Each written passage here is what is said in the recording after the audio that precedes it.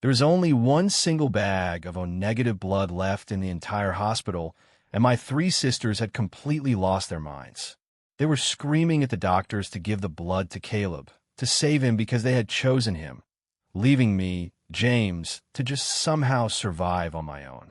The thing was, Caleb only had a tiny scratch. In my previous life, I was the legitimate heir to a massive billion-dollar empire, but I had died a horrible death, burning alive in my own mansion on my birthday. My sisters had thrown themselves into the flames, risking their lives to save the fraud, Caleb, who was still sound asleep. They didn't even remember I existed, locked away in the servants' quarters. The unbearable agony of the fire eating away at me, the feeling of my skin blistering and burning, is something I will never be able to erase from my memory. It seemed like even fate itself was disgusted by what happened and decided to give me a do-over. But this time around, I was just exhausted. The family I had once craved and longed for had only ever given me pain and suffering. So why were they suddenly acting so guilty and remorseful? Before I could even wrap my head around everything, there was a violent pounding on my door. My second sister, Hannah, was yelling from the hallway, telling me to grow a spine and open the door immediately. She threatened that if she had known I was such a rude, ungrateful brat, they would have never brought me into the house. She wasn't even able to finish her rant before I had yanked the old, creaking door wide open. Hannah opened her mouth to say something else, but she stopped dead in her tracks when she saw me pick up that old wooden puppet with its broken arm and slam it down onto the floor with all my strength. I spoke in a flat, emotionless tone, apologizing and admitting I was wrong for ever trying to compete with Caleb for their love. In my previous life, this puppet was the root of so much anger and conflict, even causing a massive fight with Caleb. Hannah had given it to me the day I first came back to the Johnson family, and I had loved it more than anything, keeping it right next to my pillow. But Caleb, who knew exactly how precious it was to me, had purposely tried to take it from me and snapped its arm off. The smug look in his eyes that day was a warning, telling me to never even dream of wanting something that wasn't mine. But now, I simply didn't care. The sound of the crash brought the rest of the family running up the stairs to see what had happened. My father, James Johnson, just gave a slight frown at the broken pieces of wood scattered on the ground. And of course, the fraud Caleb immediately started to get teary-eyed, playing the victim as usual. Remove the nonsensical Chinese text. I leaned against the doorframe, watching his pathetic little show with pure boredom. It was disgusting, a grown man crying over every single little thing. Caleb was completely shocked. He never thought I would talk back to him like that. I went on, pointing out how laughable it was that they never once waited for me when dinner was ready. If I was late, I was ungrateful, and if I showed up early, I was a greedy glutton. There was no winning with them. The hypocrisy was truly enraging. My mother, Eleanor, finally spoke up, scolding me for being so disrespectful and claiming Caleb was only trying to help. It was ironic. I was her own flesh and blood, but the way she treated me versus the way she treated Caleb was like night and day. I was used to this obvious favoritism. It was nothing new. I just gave a tired wave of my hand and said whatever you say. Then I closed the door in their faces, leaving them all standing there in the hallway. My father finally lost it, screaming about this being an act of rebellion and yelling that I wouldn't be eating that night. He stormed off with the others, leaving Hannah standing there, completely shocked and frozen in place. Hannah just stared at the pieces of the puppet on the floor, and it finally hit her that she had been the one to give it to me. She must have been wondering why I would destroy something I had once cherished so deeply. She realized that I had changed, that I was different now. In the past, I would have apologized like a scared little kitten whenever she raised her voice. But I didn't care anymore. I just closed my eyes and fell asleep on my bed, exhausted. I was utterly worn out. The next morning, I got ready in a hurry and left the house.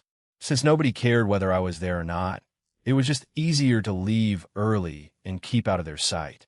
I didn't think I would run into my oldest sister, Victoria, who was drinking coffee in the foyer. She was the one who ran the Johnson family's company and kept it thriving. I had zero desire to talk to her. As I was opening the front door, her icy voice called out from behind, asking me where I was going to school. I just kept walking and didn't even bother to reply. Victoria frowned, clearly confused by how different I was acting. I used to always run up to her with a sweet greeting, even though she ignored me. She had always thought I only came back for their money, and she even accused me of stealing her jewelry. But today, I was a completely different person. The truth was, everyone in the Johnson family had a personal driver except for me. I never asked for one because I didn't want them to think I was after their wealth. Not that it ever made them think better of me anyway. As I walked down the street, I felt the wind on my skin, and for the first time in a long time, I felt truly alive. I realized that if you stop caring, you stop getting hurt. The family I had so desperately wanted was probably just a big joke to them. I decided right then that I would never long for them again. I got to school, sat down at my desk, and opened my book. With the college entrance exams around the corner, I realized I had squandered my potential in my last life obsessing over my family, and my grades had suffered. In this life, I was going to work hard and make up for lost time. Back at the Johnsons' house, my father was staring at the empty dining table, looking like he was about to explode. He demanded to know where I was, if I was still asleep, and asked if everyone was expected to wait for me. Caleb spoke up in a meek voice, suggesting that I was probably still mad at Hannah and offering to go and apologize to me. He tried to get up, but Hannah pulled him back down. Hannah scoffed, asking what right I had to be angry over a dumb puppet, and said she would just buy me another one. She was about to go on a rant when Victoria, who had been quiet, cut her off and announced that I had already woken up and left. Her words stunned the whole table into silence. After a long pause, my father slowly asked where I had gone so early and called for Mr. Peterson, the butler, to ask who my assigned driver was. The elderly butler, Mr. Peterson, stepped forward nervously to explain that I always walked to school on my own. He didn't understand why a Johnson would have to walk anywhere like a commoner. My father slammed his fist on the table, demanding to know who told me to walk and if I thought the Johnsons were too poor to afford a driver. Mr. Peterson quietly reminded him that he, my father, had ordered that a driver not be assigned to me because he didn't want to draw attention to me since I had just come back. My father went silent. He had been worried that since I was raised on the streets, I would have bad habits and embarrass the family, so he refused to give me a car. He hadn't even realized that a whole year had passed. My father rubbed his temples and finally ordered a driver to be assigned to me, complaining that I should have asked for one myself. He said it looked bad for the family. It was his mistake, but he was still trying to blame me for it. Mr. Peterson acknowledged the order and went to find a driver. My mother, Eleanor, gave my father a dirty look, as if he was the only one at fault. But it didn't mean she cared about me. She was just embarrassed about her own failure as a mother. As expected, a luxury car was waiting for me when school let out. A young man in a suit jumped out and opened the back door for me, calling me young master. Inside, much to my confusion, sat Hannah. Hannah frowned when I hesitated and yanked me into the car. The driver, Mike, cleared his throat awkwardly before driving off. She looked at me, annoyed, and asked if I was waiting for her to apologize. I just ignored her. I didn't care what she was thinking. When I didn't answer, she got angrier and grabbed my wrist, and that was when she noticed how thin and frail I actually was. She asked if I'd always been this skinny. The truth was, before the Johnsons found me, I was a homeless orphan and starving was a regular thing. It was a miracle I survived. Even after coming to their house, I was often forgotten and missed meals. Even when I did get to eat, someone would scold me halfway through and I would lose my appetite. The Johnsons were a powerful family with rigid rules, and there was no eating outside of designated meals. I stopped snacking completely after being yelled at for it. I was always obedient because I didn't want them to hate me. If it wasn't for Mrs. Gable, the maid who secretly saved me scraps of food, I would have wasted away. I pulled my hand away and told her she should thank her family for giving me a roof, even if it was just the maid's room. Hannah's brief guilt vanished in an instant, replaced by anger. She yelled at me for saying, "Your family," and demanded to know if I wasn't a Johnson. She said they would not have hated me if I hadn't stolen things, pushed Caleb, and hung out with bad people. I was speechless. I just turned and stared out the window, tuning her out completely. When we got back to the Johnson mansion, the smell of food made me dizzy. I hadn't eaten for a whole day.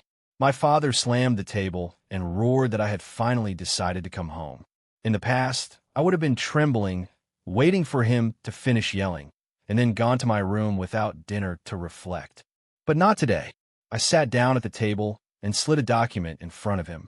He looked at it and exploded, kicking me to the floor and screaming if I was trying to start a rebellion. I lay on the floor for a while, trying to catch my breath, with blood trickling from the corner of my mouth. My mother and Hannah were shocked by the sudden attack. Only Caleb stayed in his seat, quietly enjoying the show. I could see him thinking, "Damn you, James. I told you everything here would be mine. So what if you're the real son?" My mother finally snapped out of it and rushed to protect me, yelling at my father for what he did. But I had already lost consciousness. As I faded out, I thought that maybe dying like this wouldn't be so bad. My father's face went pale when he saw me collapse, and he started panicking, shouting for someone to call an ambulance. Victoria, who had just been watching, finally snapped into action and called 911. When the ambulance arrived, they put me on a stretcher and rushed me out. Eleanor stayed by my side in the ambulance, praying I would be okay. Caleb tried to follow, but my father told him to stay. Watching them fuss over me, his eyes were full of pure hatred. I heard him thinking, "James, why don't you just die?" He didn't realize that he was the one who had stolen everything from me. At the hospital, they put an oxygen mask on me and rushed me into the emergency room. Eleanor, crying, hit my father's chest and yelled at him for hitting me so hard. He stammered that he just lost his temper and pointed to the document I had given him. It was a declaration of severance, and he showed it to the others. For a moment, everyone just stared at the paper in shock. A long, tense silence followed, and they only snapped out of it when the operating room doors opened. A doctor in a white coat came out, holding a chart, and asked for the patient's family. Eleanor rushed over, grabbing his arm and asking if I was going to be okay. The doctor looked at the wealthy group with confusion, wondering how someone so emaciated could be from such a rich family. He said I was stable, but suffering from chronic malnutrition, leaving me weak. He recommended rest and a better diet. The doctor seemed suspicious, wondering what kind of fall could cause such severe malnutrition. Eleanor was relieved to hear I was okay and asked if she could see me. The doctor said she could, but warned her not to upset me. She went in, and my father tried to follow, but Victoria stopped him, telling him to wait outside for now. My father knew he was wrong and didn't argue. He said he only meant to teach me a lesson, but never imagined I was so fragile. However, he was still thinking it was my fault for being so weak and for wanting to cut ties with them. He couldn't see that it was his own fault. He thought he had saved me from being an orphan, but he didn't realize that if they hadn't lost me in the first place, I would have never suffered as a homeless child, never knowing a moment of family love. Eleanor looked at my pale face with tears in her eyes and reached out to touch me, but I flinched away. Her hand hovered in the air for a moment before she pulled it back, apologizing and begging me to come home with her. My interest was piqued. I sat up, and Eleanor rushed to help me, afraid I would fall. I smiled and said fine if she wanted me to come back, but I had long stopped hoping for anything from these people. I told her that I would only come back on one condition, that they send Caleb away. He had stolen 17 years of my life, and it wasn't too much to ask. I had been willing to live with him, even though we weren't related by blood, but that was before. He was the fake who had taken my place. I had tried to get along with him, but he had no intention of playing nice. He wanted to kick me out and steal my whole life. So I decided to give him exactly what he wanted. Hannah was the first to snap at me, telling me not to push it. Eleanor agreed, her hand shaking as she pleaded that Caleb had no other family and asked how he would survive if I made him leave. They never expected that condition. I scoffed and asked them how he would survive when he was almost an adult. I had managed as an orphan, so why couldn't he? If I could make it, anyone could. Victoria finally spoke up, telling me not to push my luck. She might have felt a little guilty, but she cared more about Caleb, the brother she had known for over 10 years. She would have agreed to other terms, but not this one. I yawned, having expected exactly this reaction. Maybe a tiny part of me had hoped they would actually send him away, but I wasn't surprised. I asked them if they all felt that way. Eleanor seemed relieved that I was backing down, thinking I would just accept things. She truly didn't want to send away the boy she had raised for so long. She said, "Then let's go home." But before she could finish her sentence, I cut her off and said, "Then let's sever ties." She was in shock, asking me what I had just said. Even though she had seen the document, she didn't think I would actually say it. Victoria frowned, asking if I was threatening them. She felt like I had changed. The old me would have never said that. But she forgot that the old me never thought they would leave me to die in a fire. I repeated myself clearly, saying that since they wouldn't kick Caleb out, I wanted to sever ties. My father, who had been listening from outside, finally lost his cool and burst into the room. He shouted that I was no longer a Johnson, signed the document, and threw it at me. He was sure I was just bluffing and that I would never actually leave. After all, being a Johnson was a dream for most people. He was convinced I'd be back begging for forgiveness. My mother and sisters all thought the same. They all thought I was just running my mouth. I smiled and thanked him, then grabbed a pen from the bedside table and signed my name without a second thought. They were all stunned. They couldn't believe I'd actually done it. Even Victoria, a powerful businesswoman, stared at the pen in my hand in shock. It was then that she realized I genuinely didn't care about the Johnson family. He called me an insolent, ungrateful brat and stormed out, saying he wanted to see how I would survive without the Johnson support. Eleanor tried to pull him back, even though she hadn't expected me to actually go through with it. I was still her own son. Hannah was frozen in shock until Victoria tugged her sleeve to snap her out of it. Victoria told me not to come crying to them later, still believing I was just desperate for attention.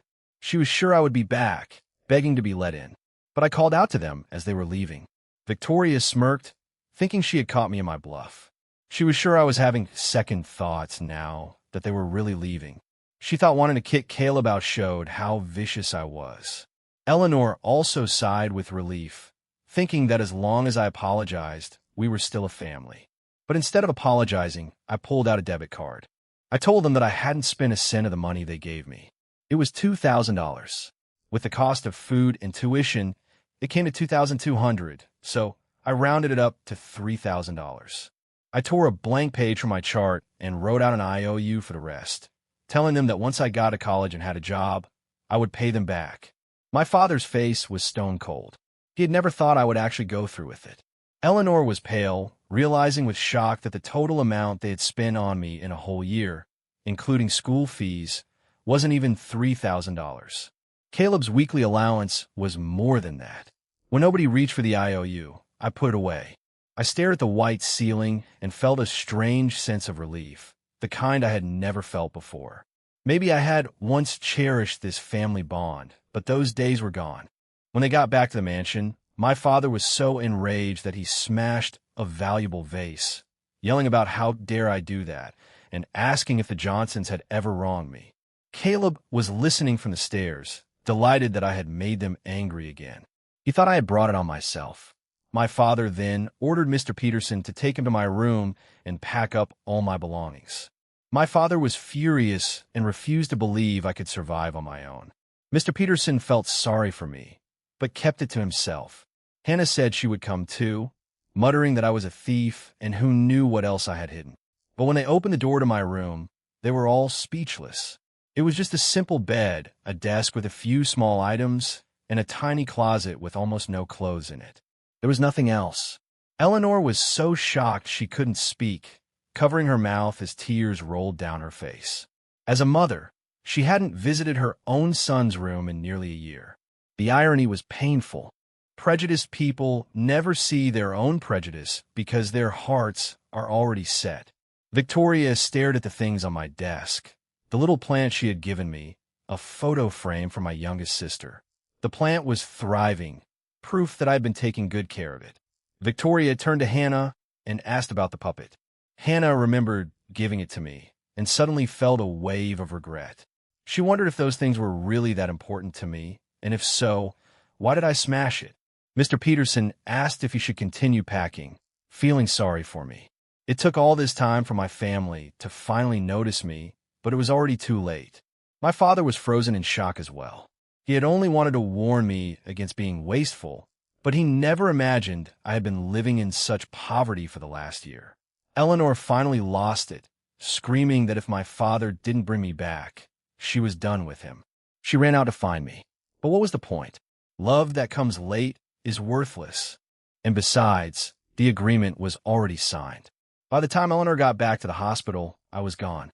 They searched for days, but couldn't find me. Then, one day at school, the principal opened my classroom door and asked for a student named James. I put down my book, confused. Why was the principal looking for me? He told me there were some women claiming to be my mother and sisters. The principal knew I was an orphan and had brought security guards, thinking they might be traffickers. My classmates all stared, wondering who they were and commenting on how beautiful they were. Even with sunglasses, their elegance was striking. Eleanor grabbed my hand as soon as she saw me, tears streaming down her face, asking me where I had been. I pulled my hand away and told them I didn't know them, telling them to leave. I walked back to my desk. The principal blocked Eleanor from following me and told her that since I didn't know her, she had to leave. The principal waved for the guards to escort them out. Nobody at school knew I was the missing son of the Johnsons. My third sister, Stella, who had been quiet, took off her sunglasses, and if anyone had looked closely, they would have seen she was a famous pop star. Stella was furious, saying I was too presumptuous for daring to claim I didn't know them. Eleanor sighed and said they would come back tomorrow. Stella was annoyed at having to come back and suggested they just wait for me to realize I was wrong and come crawling home. Stella was convinced this was just a game to get attention and that I would come back in a few days. Eleanor wanted to argue, but Stella dragged her away.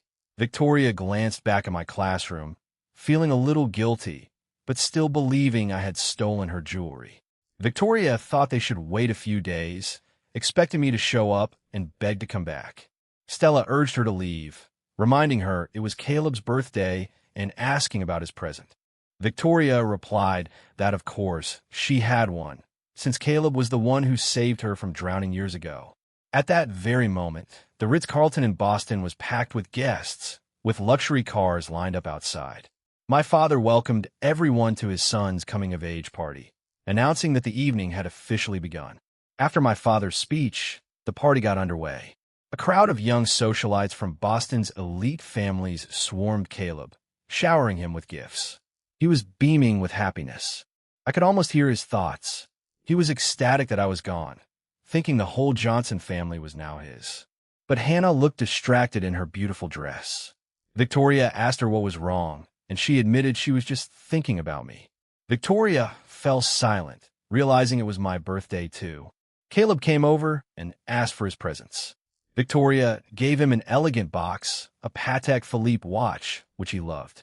Then he turned to Hannah, asking for his gift from her. Hannah shook her head and gave him the keys to a Porsche, saying he was an adult now and needed his own car. But what Caleb didn't know was that behind her back, Hannah was hiding a small box containing the broken puppet. Hannah said she was stepping out and left before Caleb could even thank her. When I got back to the orphanage, I found it totally deserted. I panicked, wondering what happened. I nervously opened the door, and suddenly, with a pop, confetti fell all over me. A dozen kids screamed, "Happy birthday, James!" and swarmed me, climbing all over me like I was a tree. A little girl named Lily handed me a drawing full of chaotic scribbles. It was a masterpiece of abstract art in my eyes, and I accepted it with a smile. One kid gave me his favorite spinning top, another gave me a yo-yo, and someone else handed me a stack of superhero trading cards. I didn't know whether to laugh or cry, but I accepted each gift with genuine gratitude. I knew that these cheap little things were the best these kids owned. Then a girl of about 15, named Maya, stepped in and yelled at the kids to get off me. She handed me a jar full of paper cranes. My heart felt full when I saw the jar of colorful paper cranes. I knew she had folded every single one herself, squeezing time out of her study schedule. She tried to play it off, saying she bought them, but I just smiled and thanked her. As they all started singing Happy Birthday, a tear slipped down my cheek without me even noticing. In my past life, I had wasted all my energy on my so-called family, neglecting the people who truly cared for me. It turned out that even in the darkness, there were little candles burning just for me. Like this moment, these small flames were just for me. I cleared my throat and told them to turn the lights on, then cut the cake for them. I blew out the candles, but I didn't make a wish. I had learned to believe in myself rather than in fleeting hopes. The cake was small, so everyone only got a little slice. Maya got annoyed when she realized I hadn't saved any for myself, but she still handed me her piece, telling me to take it, and saying she was on a diet anyway. I looked at Maya, who was skinnier than me, and just took a small bite. Outside the orphanage, a figure in an elegant gown was pacing back and forth. Finally, Hannah made up her mind, lifted her dress, and walked through the worn-down gate. When I saw her, I sighed. Hadn't I already left that house to Caleb in them? Why couldn't they just leave me alone? Did they need to see me burn alive again just to be happy? I told her she had no business here. She should leave. She grabbed my hand and begged me to come back, saying if I just apologized, everything would be fine. I felt a wave of sadness and asked her what exactly I had done wrong. Hannah couldn't say a word. She knew I hadn't done anything wrong, but she just assumed I should apologize no matter what. In her eyes, I was just a wild kid from the streets who was always in the wrong. She said I shouldn't have used that agreement to threaten them, and asked why I was so determined to drive Caleb away, saying they loved him and it was unfair to make them choose. I fired back, asking if any of them had ever treated me like a brother. I reminded her of the time they made me kneel outside in a storm for a whole day and night, while I had a high fever and they were all celebrating the imposter's birthday. I sighed and told her to just forget it and leave. I had learned my lesson about expecting anything from family. But Hannah held onto my arm, apologizing for what she said before and giving me my birthday present. She opened the box. Inside was the puppet I had smashed, carefully glued back together piece by piece. She said she fixed it herself. I thanked her, but the next second, I threw it in the trash, shocking her completely. I had just thrown away the thing I once treasured more than my own life. When a devastated Hannah got home, the whole family was waiting in the living room. My father angrily demanded to know where she had disappeared to during her brother's party. Hannah came back to reality and told them she wanted to see me. My father got so angry he smashed a glass on the floor, yelling at her for going to see me. Caleb clenched his fists so hard his nails dug into his palms, but he felt nothing. Caleb was screaming inside, wondering why I didn't just die. Then Hannah quietly reminded them that it was my birthday. That shut everyone up, even my father, who swallowed the words he was about to say. My father realized how bad it would look if the public found out they had thrown a party for a fraud while kicking out their real son. Eleanor's eyes reddened, realizing she had forgotten her own child's birthday. Hannah went to her room, looking devastated, still in shock that I had thrown away the puppet she had fixed. She remembered I used to always listen to her. But why had she scolded me back then? Because Caleb had accidentally broken its arm. Caleb had claimed it was an accident. But suddenly, Hannah realized something. Caleb had everything he could ever want. So why was he so obsessed with my puppet? The realization made her panic. She wanted to say sorry, but it was too late. Eleanor frantically ordered a car to be prepared, saying she had to find me. My father told her it was too late, and they would all go together tomorrow. Stella was confused. She could feel the family's prejudice against me, where everything I did was wrong. She didn't dare say anything, because she had defended me once before and been yelled at for it. She understood that if everyone believed I was wrong, then I was wrong, no matter the truth. Victoria found Hannah crying in her room and told her to get some sleep, promising to clear things up tomorrow. Hannah shook her head, sure I would never forgive her. Victoria frowned, still convinced I had stolen her jewelry and targeted Caleb. The next day, I was planning to make money by setting up a street stall, but I needed $400 for supplies. I would have to work part-time to save up. Just then, a line of luxury cars rolled up, and the Johnsons stepped out. They rushed over to me. I asked Mrs. Johnson if she needed something, just wanted to get rid of them. My cold words hit her like a dagger. She never thought I would stop calling her mom. Caleb put on his usual teary-eyed act and reached for me, but I shoved his hand away and told him to stop acting so pathetic. He was frozen, having never been talked to like that before. A flash of real hatred crossed his eyes. Eleanor was in disbelief. She had never heard me curse before. Seeing their stunned faces gave me a strange relief. Then Caleb started his performance again, offering to leave the family if I would just come back. There he went again with his phony act. I was so sick of it. He pretended to be on my side, but he was just making me look like the bad guy. Eleanor looked at me with pleading eyes, saying Caleb wasn't that kind of person and still believing I wouldn't actually make him leave. They still thought I was just angry. I told them if that was all, I was leaving. Hannah knew I was serious. Eleanor pulled out a present, saying she came to give it to me. I waved it off and told her to take it back. My birthday was over. I shut the gate on them and walked away. My birthday had been yesterday, so what was the point of the gift now? They had kicked me out to make Caleb happy, and coming to me now was just sad. I ignored Eleanor's calls, and they had no choice but to leave. In the car, Caleb was comforting Eleanor, but he had a smug smirk on his face. Hannah, who had been quiet, suddenly asked him a serious question, if he had broken my puppet on purpose. Her question made the whole car go dead silent. Caleb put on his teary-eyed act, asking why she would say that. Eleanor immediately jumped to his defense, saying it was just a puppet. But Hannah kept pressing, asking why he had to have that specific one, the one she gave to me. Caleb stammered that he was just curious and offered to pay me back. Eleanor pulled him into a hug, telling Hannah that was enough and that Caleb didn't mean any harm. Hannah just got a headache and stayed quiet.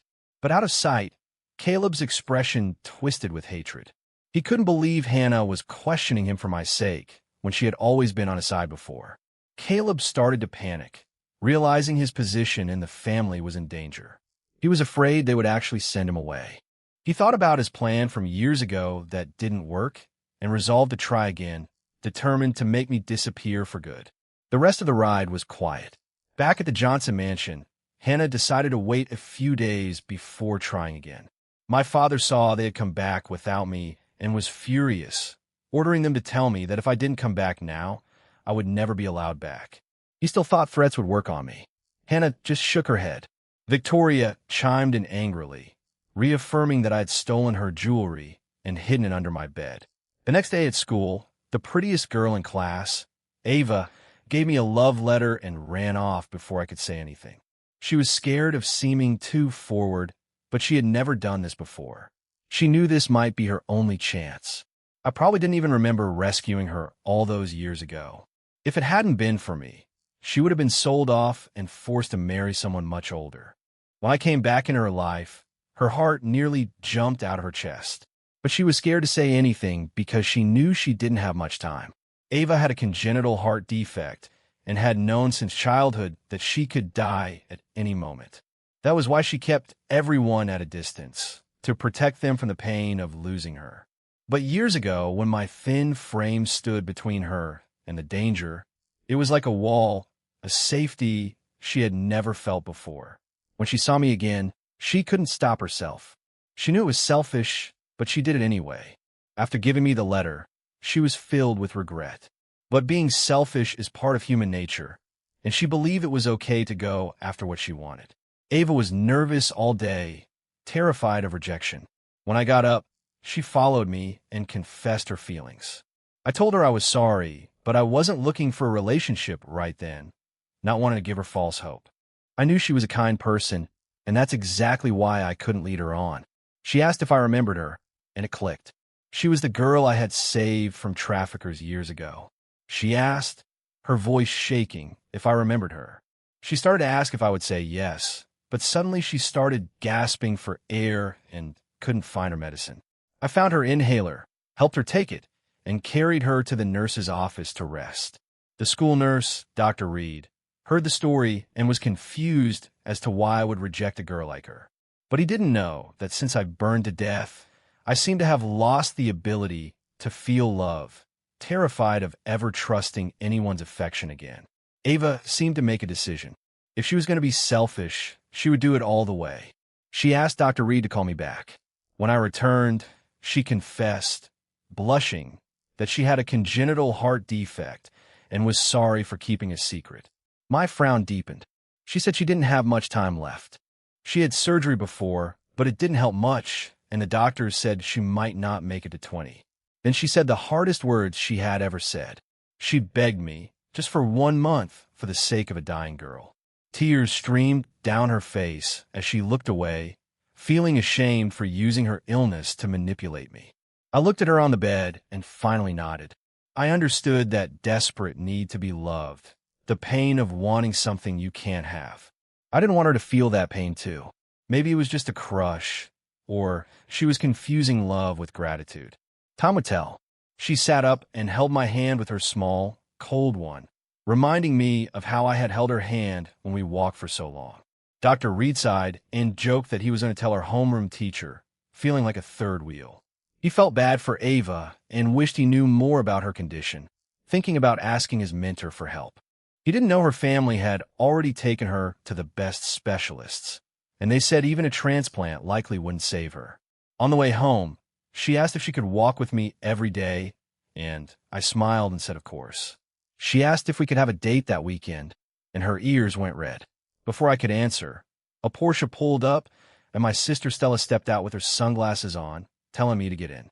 I said I was busy and walked faster, holding Ava's hand. Stella was irritated, telling me I was getting out of line. She threatened to tell the principal about my girlfriend if I didn't talk to her. I sighed and said I would walk Ava home first. A little while later, Stella brought me to a restaurant and cut to the chase, pulling out a credit card with $200,000 on it. I couldn't help but laugh, never thinking I would be in the middle of a cliché rich family drama. She said she knew I had been through a lot, but the money was enough to start over. She told me to take it and leave the Johnsons alone, threatening that it was my only chance.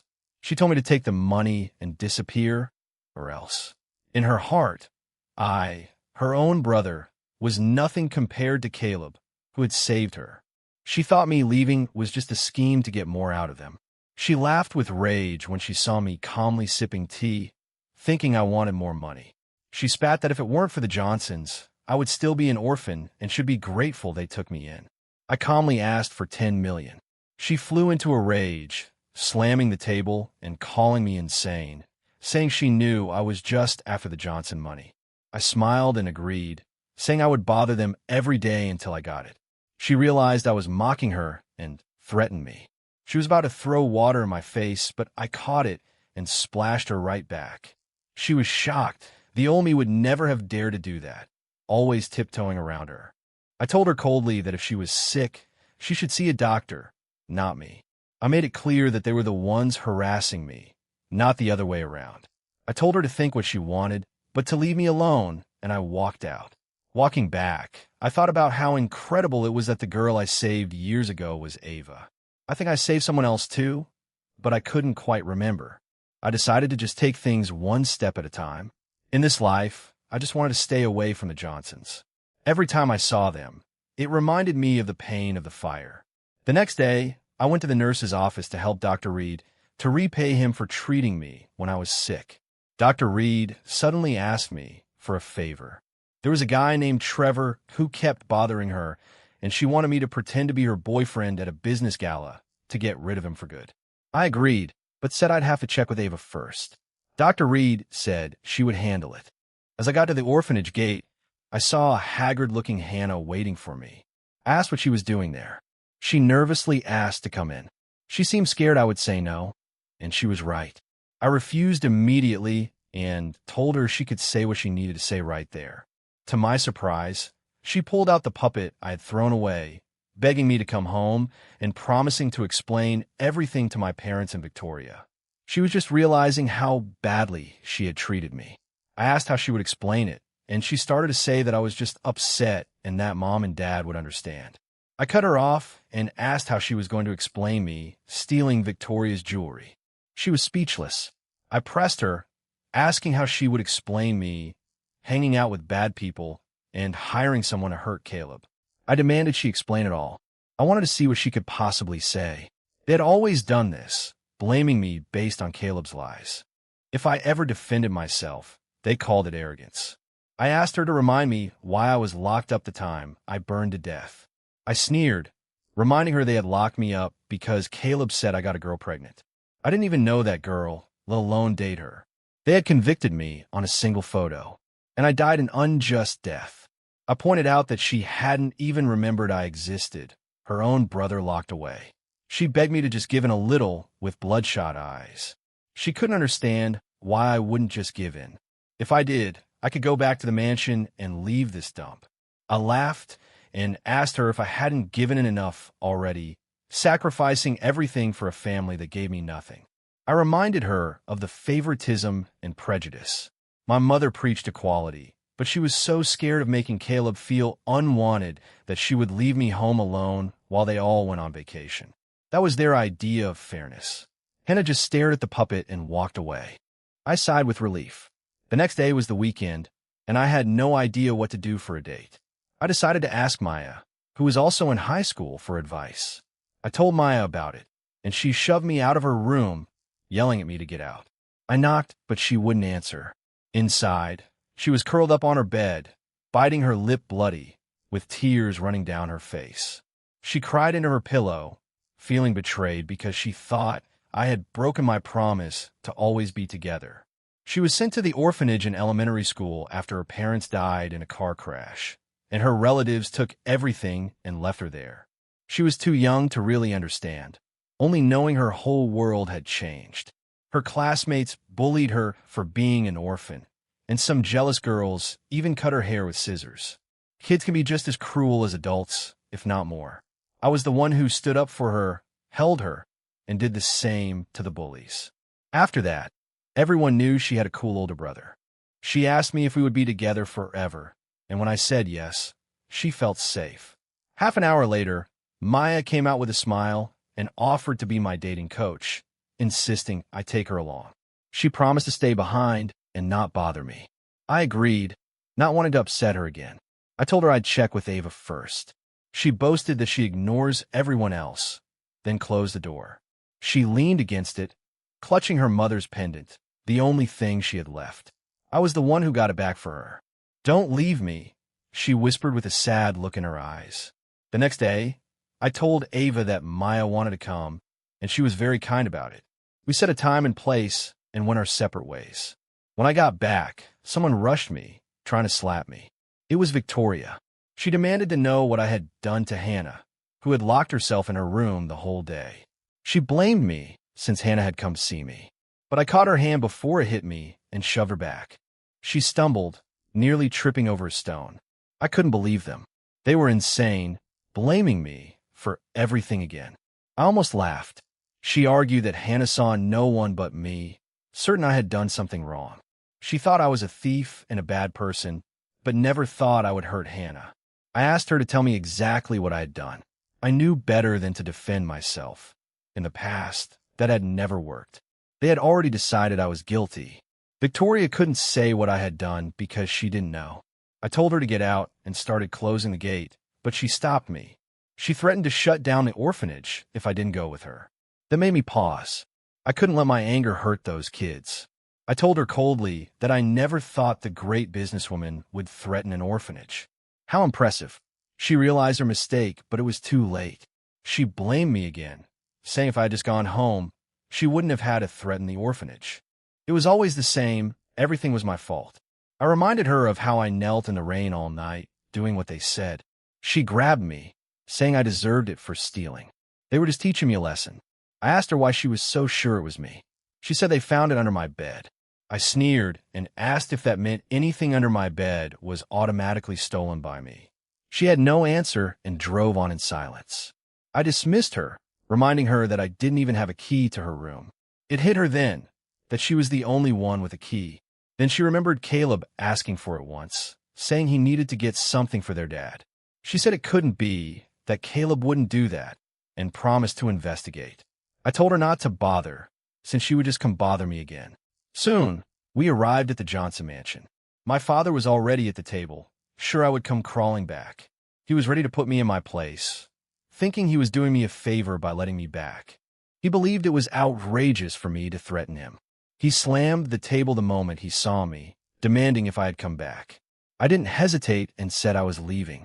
If they weren't going to welcome me, why did they bring me here? They were crazy. Eleanor stood up and grabbed my arm, giving my father a harsh look. She tried to pat my head, saying I must have suffered, but I moved away. I told her I had been quite comfortable, so she didn't need to worry, Mrs. Johnson. I told them that these past few days, free from their humiliation and neglect, studying hard, had been the most peaceful of my life. My father jumped up, furious, yelling that she was my mother. I met his gaze and started to question what a mother is. I asked him what kind of mother spends her real son's birthday with an adopted one, leaving the real one home alone. What kind of mother leaves her real son behind on vacation, just to not upset the adopted one? Is that what a damn mother is? The room went silent. I felt better getting it all out. My father had nothing to say, knowing it was true.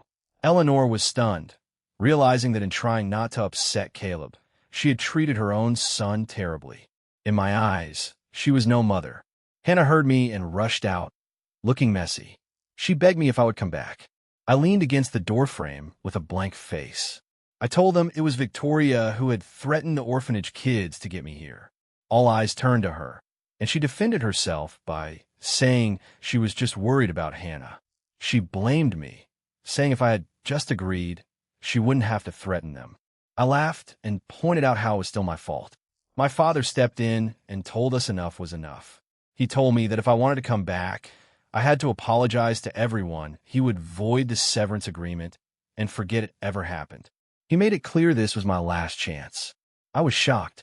Forget it ever happened. My last chance? Was I supposed to thank him for letting me back? I told him he didn't understand. His family had been harassing me. I never said I wanted to come back. He snorted confidently, repeating it was my last chance. He warned me that if I left now, I would never be allowed back. I thanked him sarcastically and turned to leave, but Hannah grabbed me. She begged me to apologize, saying it was better to be with family. I shook her off coldly and asked if she only wanted me there to be their dog. I was done being their pet. This time, I was going to be a person. I ran into Caleb and his friends as I was leaving. They asked him who I was, making him nervous. The Johnsons had never introduced me to anyone. He was scared they would find out I was the real heir. He was about to explain, but I beat him to it, telling them I was his brother. He panicked because he had always kept me hidden. His friends were confused, never hearing he had a brother. He started sweating. Before he could explain, I told them I wasn't related by blood. I was just the housekeeper's son. I found it funny how nervous he was. He had promised to give it all back, but now he was quiet. I asked his friends if he never told them, and he laughed awkwardly, saying he forgot. I teased him about his bad memory, patting his shoulder and joking that living with that family for so long would do that to anyone. I told his friends to go ahead, saying I needed to talk to him. They left, and I asked him if he was afraid of being exposed. I didn't care about his feelings. In my past life, he had fooled me, and I only realized he was behind all the false accusations as I was dying in the fire. He tried to act innocent, his eyes getting red. I warned him to drop the act, or I would tell them everything. He stopped pretending and dropped the pathetic look. He saw someone coming and used my hand to slap his own face, putting on a show of me hitting him. I knew immediately someone was watching. Sure enough, Stella shouted from behind, telling me to get away from him. Stella ran over and shielded Caleb, yelling at me for hitting him. Caleb played the victim, saying it was his fault and that I could hit him as much as I wanted if I would just come back. He even squeezed out a few more tears. He covered his cheek, making it look worse. Stella screamed that I was vicious and would never be welcome back. I waved her off and told them both to remember that the Johnson family meant nothing to me. I told them I wouldn't come back, even if they begged. Then I slapped Caleb on the other cheek, shocking him. I said it felt good, and I just wanted to make it even. I looked at their shocked faces and asked if that wasn't what they wanted, since I was so vicious. I told them I was leaving, and they could tattle all they wanted. I walked away without looking back. Now the Johnsons should finally leave me alone. But Caleb's gaze on my back was pure poison. That day, I was supposed to pretend to be Dr. Reed's boyfriend at the gala. I didn't expect to see Victoria there, and she publicly badmouthed me to secure a deal. My father was presenting a business proposal, saying it was perfect for the Reed family partnership that would make the Johnsons the top family in Boston. Victoria had researched Evelyn Reed and found she was a Harvard grad working as a school nurse in Boston. My father was shocked that the Reed heiress was doing such work. She confirmed it was at Northwood High, my old school. Victoria felt guilty, thinking she had never properly investigated the jewelry theft. She suggested asking me to come back, but my father slammed the table, saying I had my chance and needed to apologize. Victoria sighed, knowing I would never apologize. Her father wouldn't back down either.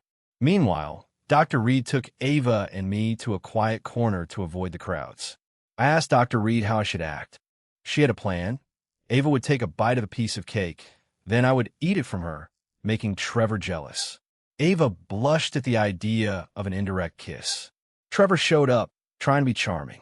Dr. Reed shut him down, introducing me as her boyfriend and asking me to open up. She picked up the piece Ava had bitten and fed it to me. Ava was bright red. Trevor was shocked and asked about the age gap. Dr. Reed told him it was none of his business, and she liked them young. Trevor stormed off, his face full of venom. He couldn't touch the Reed heiress, but he could go after me. Victoria saw this and was speechless, wondering why I knew Evelyn Reed and why we were so close. She wondered if I had become someone's kept man. Victoria felt helpless, thinking my attitude would ruin the deal. I took Ava's hand, said goodbye, and was ready to leave. Victoria called out to me. Dr. Reed was surprised, asking if we knew each other. Dr. Reed was surprised. How could a high school student from an orphanage know the business prodigy Victoria Johnson? She shared my last name, but Dr. Reed had treated me for malnutrition, so she didn't think we could be family. The gap was too wide. I said flatly that we weren't close, which stung Victoria. She grabbed me and begged me to come home if I just admitted I was wrong. I knew her sudden kindness was because of Dr. Reed. I told her to drop the act. I wouldn't help her with her business. I shook her off and left. Dr. Reed smiled at Victoria, confirming she was my sister, and Victoria insulted me by saying I was immature. Victoria saw this as a chance to talk to Dr. Reed. Dr. Reed asked to hear more about me. The other Boston families saw them chatting and feared the Reed deal was going to the Johnsons. Victoria thought she was sorry, but it was for the family. She told Dr. Reed with a troubled look that I was a thief who stole her necklace, claiming she just wanted me to learn to be better. Dr. Reed was angry, thinking I was a thief. Victoria said I shouldn't have cut ties with the family. Dr. Reed was surprised, finally understanding why I was in an orphanage. Victoria was explaining that I couldn't afford a few $100s, and the family forgot to assign me a driver. My father saw them chatting and was delighted, thinking the deal was in the bag. Victoria handed the proposal to her, asking her to take a look. Dr. Reed crossed her arms and asked coldly why the James she knew was so different from what Victoria described. Dr. Reed said it was no wonder I was the way I was. She pointed out that I was working a month to pay back a few $100s, which didn't sound like a thief, and I had even stood up to a dangerous person just because she showed me some kindness. She asked if I was really that terrible, pointing out that bias makes people see what they want. Then she said there was no need for a partnership and walked away. Victoria called out, asking if I was okay. Dr. Reed icily replied that it was too late to pretend to care. The other guests watched her leave, enjoying the Johnsons' humiliation. My father demanded to know what happened. Victoria just said she was tired and wanted to go home, now determined to investigate the jewelry theft. Back at the orphanage, I ran into Stella. She had been investigating who saved her and found out it was a boy in this area. Caleb had claimed it was him, but she later found out he couldn't swim. Caleb finally admitted 2 boys saved her. I tried to ignore her, but she grabbed me, asking me to stay because she was scared of the dark. It was ironic, because her favorite punishment for me was locking me in a dark room. I refused and ran. Stella collapsed, crying and apologizing, saying she finally understood the pain she had put me through. Back at the mansion, Victoria dug deeper and discovered Caleb had framed me. She confronted him, asking why he framed me when the whole family loved him. The memory of making me kneel in the rain made her sick. She realized why I had become so cold and remembered me bringing her soup when she worked late, making her heart ache. Eleanor tried to defend him, saying he was just confused. Victoria was furious, asking how she could still defend him. Victoria finally saw how deep the family's favoritism for Caleb was. Victoria argued that Caleb's pity didn't compare to mine, an orphan for 16 years. My father rubbed his temples and told them to just bring me back. Victoria argued they had to face me. My father worried about the family's reputation if the truth about Caleb's party got out. Victoria fell silent, knowing he was right. He said to bring me back first and deal with the rest later. She nodded and went back to her room. The next day after school, I had the debit card with $3,000. I was going to the Johnsons' house to pay them back and be completely done with them. Mr. Peterson saw me and was surprised, but opened the gate, saying I was finally back. My father saw me and happily called me son. I was stunned. This was the same cold father, but this was good. I could say my piece in front of everyone and be done with them. Eleanor rushed to hug me, but I stepped aside. She asked for a hug, but I coldly refused, saying I would leave after I said what I needed to. In the past, I would have been happy for her hug. She had pulled away from me before just to protect Caleb's feelings. I had no expectations now. She begged me to stay, her hand trembling, but I said nothing. She took my silence as agreement and ran to get ready.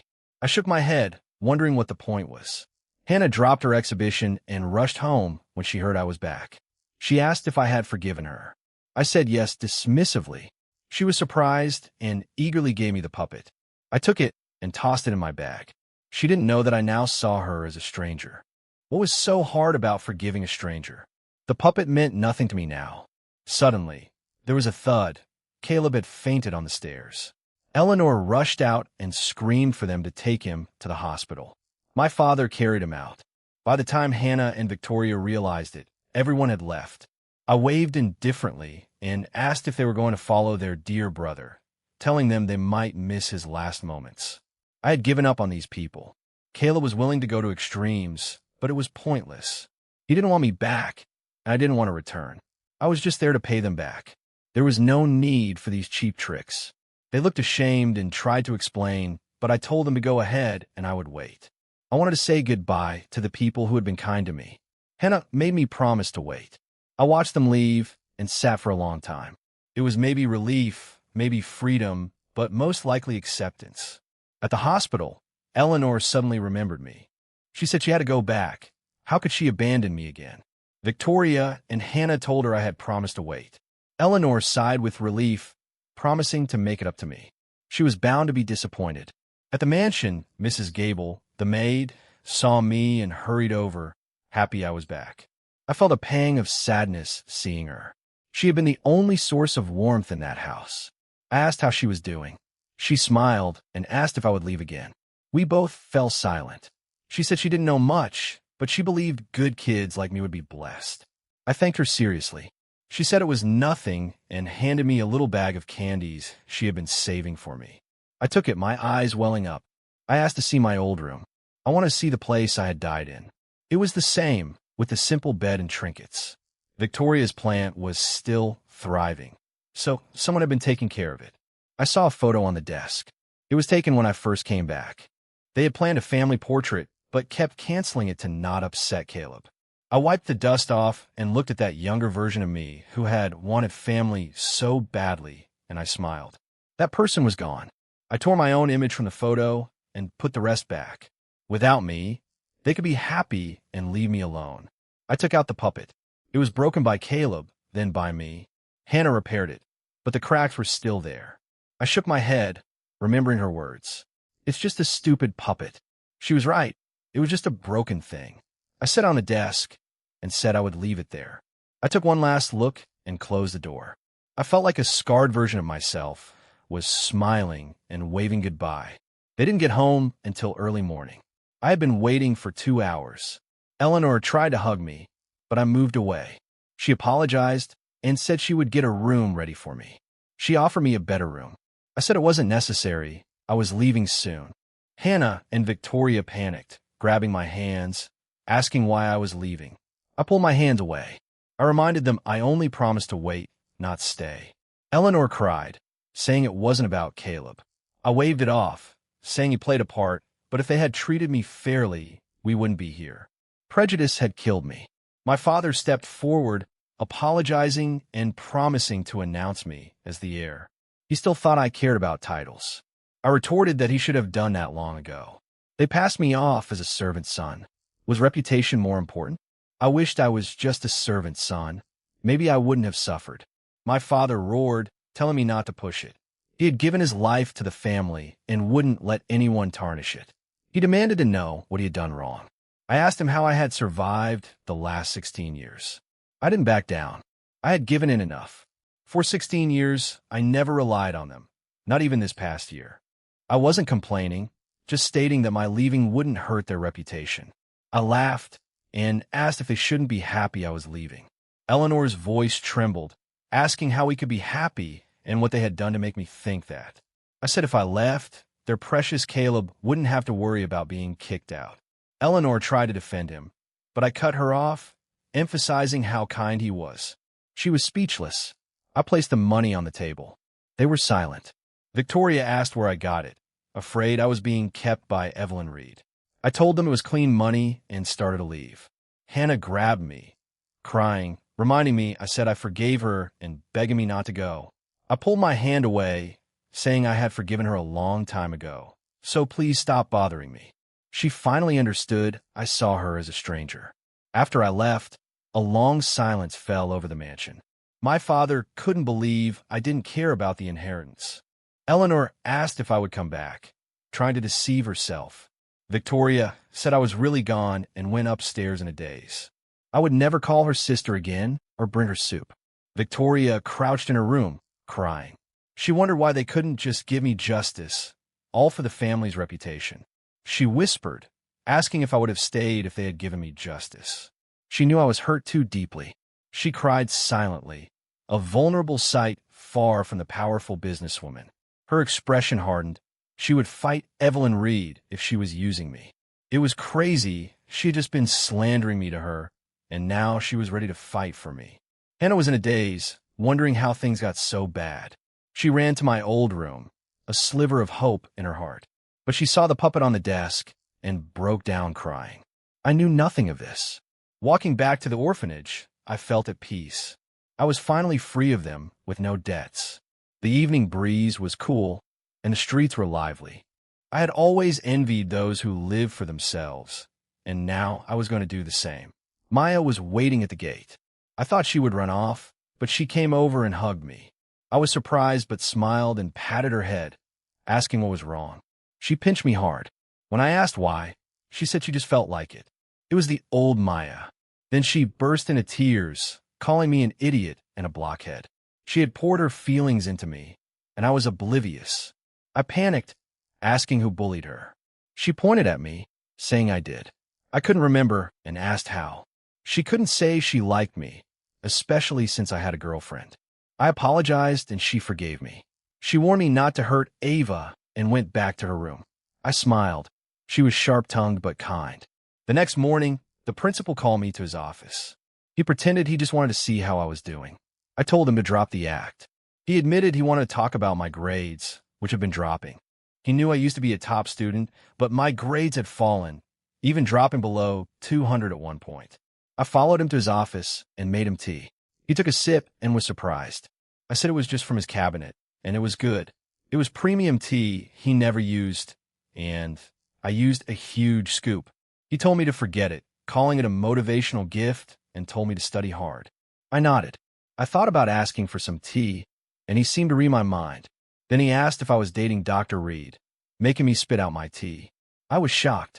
He told me not to play dumb, asking what I was doing at the nurse's office every day. He didn't disapprove, but it was forbidden. Someone had reported us. He knew Dr. Reed was from a powerful family, and I would be expelled if the truth didn't come out. I explained I was working to pay off a medical debt. He pressed on about us being seen together and me bringing her back late at night. He was still skeptical. I told him about the gala and the food stalls and mentioned Ava was there. I realized I slipped and said she was a student and friend with Dr. Reed. He decided we would go talk to Dr. Reed.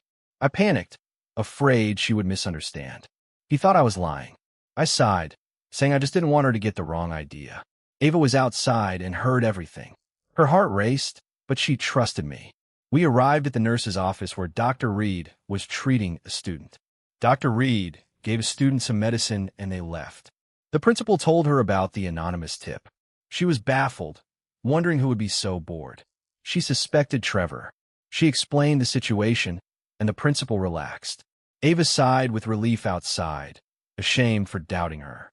The principal apologized and let me out. But Victoria appeared at the door in a business suit. Dr. Reed was thinking about Trevor and assumed she was another student. Dr. Reed recognized her and asked if it was about the partnership. Victoria told her she should be asking herself what she had done. Dr. Reed was confused, asking what she had done. Victoria accused her of doing something to me. Dr. Reed asked what it had to do with her. Victoria yelled that she was my sister. Dr. Reed sneered, asking how she could call herself my sister after slandering me. She asked where Victoria was when I fainted and couldn't afford care. Dr. Reed asked where she was before. Victoria was shocked to learn I had fainted. Dr. Reed told her to stay away. Victoria had no choice but to leave. Victoria decided to wait for me. Dr. Reed muttered it was crazy. At the office, Ava was still ashamed. I asked Dr. Reed if she knew who reported us.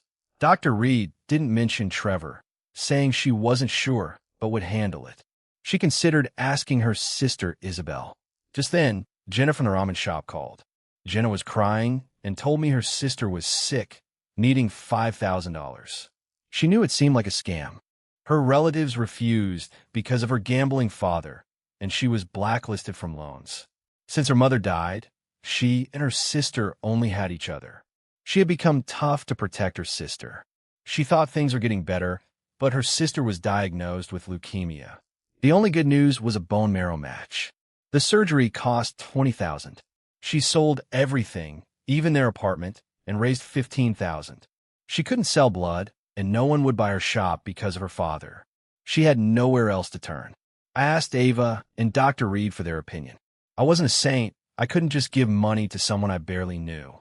I had exactly $5,000 left, meant for the ramen shop. They were both silent. Dr. Reed was practical. Ava was thinking about her own illness. Jenna, in desperation, said she would do anything. I frowned, told her she had the wrong idea, and hung up. She broke down sobbing. She had sacrificed her dignity, but it wasn't enough. Ava took my hand and told me to lend the money. Dr. Reed objected, but Ava said she trusted me and didn't think Jenna meant it that way. She understood the pain of illness and said we should help. I asked her if she was sure because the money was meant for her. She nodded, so I agreed and planned to take the money to Jenna later. Dr. Reed called her sweet. I walked to the gate and saw Victoria waiting. She blocked my path. I sighed, wondering why they couldn't leave me alone. I took Ava's hand to leave, but the gate was crowded. Victoria grabbed me, and I shook her off. She asked to talk, but I said she could say it here. She turned to Ava and introduced herself as my sister. I cut her off, not wanting to drag Ava into it. Victoria tried again. I told Ava to go. She was worried, but I assured her it was fine. Victoria tried to get close to Ava to get to me. She took us to a coffee shop and ordered food to keep us there. She asked Ava who she was. Ava introduced herself. Victoria was sweet to her, but I cut her off. I told her to say what she wanted. She looked at Ava and asked if I was being kept by Evelyn Reed. Ava and I were shocked. I asked Victoria what it had to do with her. She said I couldn't do this for money. I sarcastically agreed, saying it was all for the money, and asked if she was satisfied. I took Ava's hand and left. Victoria followed, saying she was just worried. I stopped and told her she stopped being my sister a long time ago. I walked away and didn't look back. Victoria was frozen, hurt by my words. She hadn't cleared my name, but expected forgiveness. We went to the ramen shop, but found it open and empty. I called out, worried. Meanwhile, in a secret gambling den, Jenna was desperate, thinking she could win it back with one more loan. She held a knife, terrified. The thug who had harassed her shop led her to a back room and knocked. A man looked her up and down. She said she had nothing to do with her gambling father, who had caused her mother's death and their poverty. He offered $10,000 for her shop, worth at least $60,000. He knew she was desperate. She demanded $20,000 and signed the contract, asking when she would get the money. The man smiled and called her father out. He appeared. She was stunned, and a thug covered her mouth with a cloth. She was paralyzed, but conscious. The thug took her knife. Her father was given a stack of cash for selling her. Her father took the money, having sold her for $10,000. She was heartbroken, realizing she shouldn't have trusted them. She struggled, refusing to give up for her sister's sake. The thugs were amazed she could still move. The boss ordered them to take her and film everything. The thug was eager. He had wanted her for a while. She was dragged away, thinking she had failed her sister. She knew what they would do and would rather die. Her father went back to gambling. The boss sneered, knowing he would lose it all back. The house always wins. I grabbed her father and demanded to know where Jenna was. He cried out in pain as I tightened my grip. I wasn't alone. A SWAT team was outside. I went in alone to find her quickly. Dr. Reed's sister, Isabel, had gotten the address. Dr. Reed thanked Isabel, who laughed and said she could never escape her. Isabel was interrogating someone, breaking his leg because he had messed with her sister's business. She broke his other leg and ordered her men to cut them off and dump him in an institution. Meanwhile, I was losing patience with Jenna's father. I wasted no time. The thug from the shop tried to warn his boss, but I stopped him and demanded to know where Jenna was. The thug tried to shut the door, but I stopped him. Jenna heard my voice, but thought I was walking away, her hope vanishing. I signaled the team and kicked the thug. Officers swarmed the place. The boss was caught trying to escape. I found her on the sofa and carried her to the ambulance. She hadn't been hurt, just drugged. I took Ava and Dr. Reed to visit her. She tried to get up, but Ava stopped her. Jenna broke down in tears, seeing Ava's concern.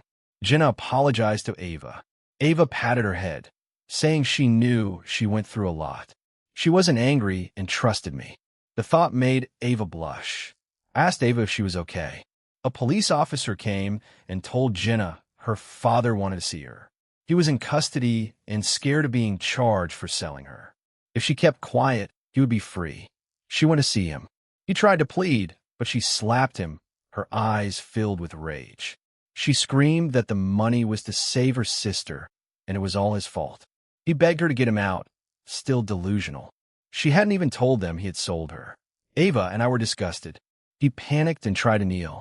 She coldly told him he owed her mother that much and could repent in prison, then walked away. She bowed to me in thanks. She was realizing she might have feelings for me, but she would never hurt Ava and would keep those feelings buried. I told Jenna to keep the shop closed for now. Back at the orphanage, Stella was waiting, asking what I was doing there. I told her to move. She was antagonistic, probably because I left her in the dark. She noticed the orphanage and asked if I lived there. She was searching for the boy who saved her years ago. She only knew he was tall and thin, and she was having no luck. I said I live there now. She was shocked people could live in such a place. She suddenly asked if I remembered a tall, thin boy about my age. I was confused. Her phone rang, and she rushed off, leaving me bewildered. They were all so strange.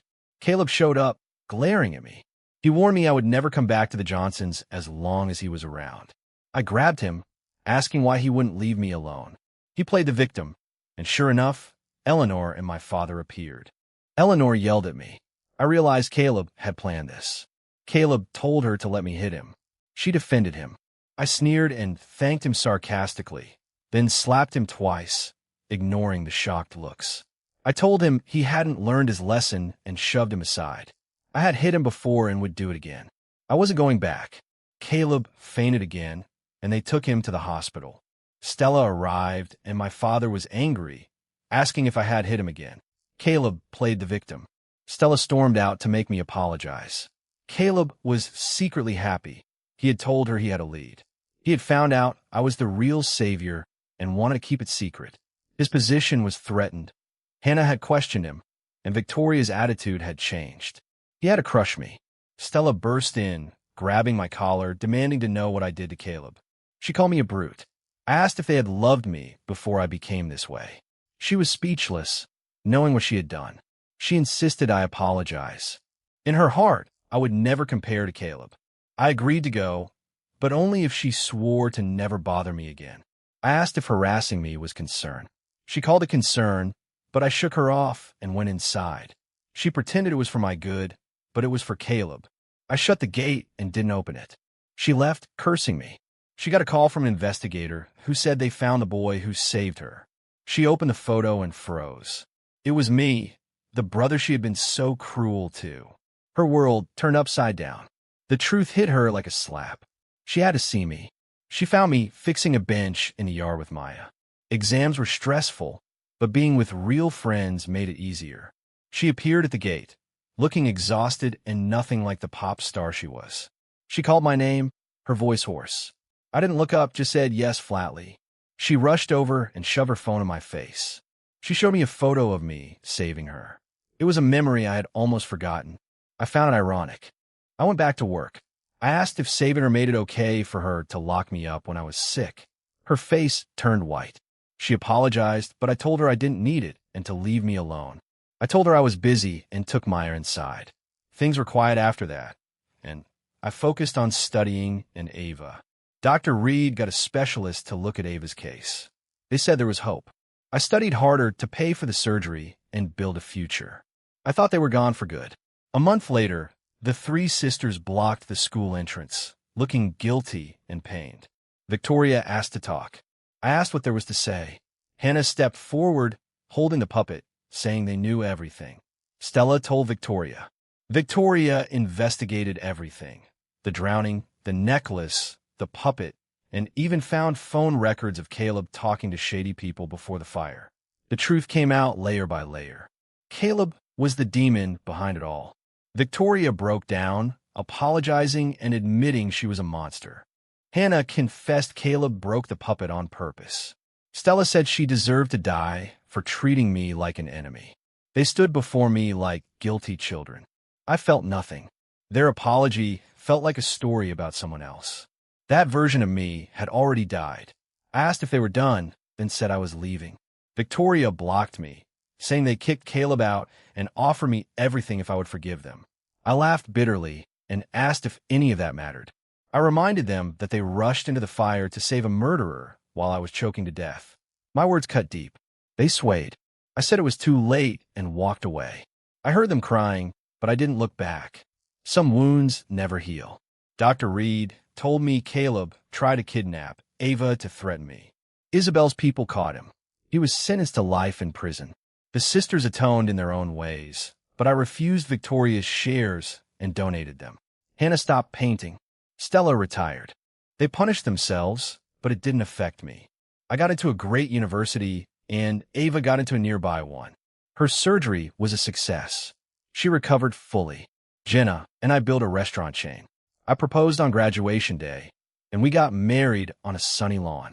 Only our closest people were there. Maya was a bridesmaid. Ava cried happy tears. Dr. Reed and Jenna were there for us. The orphanage kids cheered. Ava walked toward me, brighter than the sun. She was the light in my darkest times. I thanked her for choosing me and giving me a home. I kissed her as everyone applauded. I said she was my only family.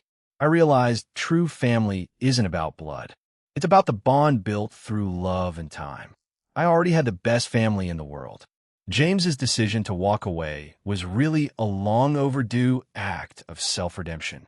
He showed us that love that comes too late is worthless. Blood doesn't guarantee love.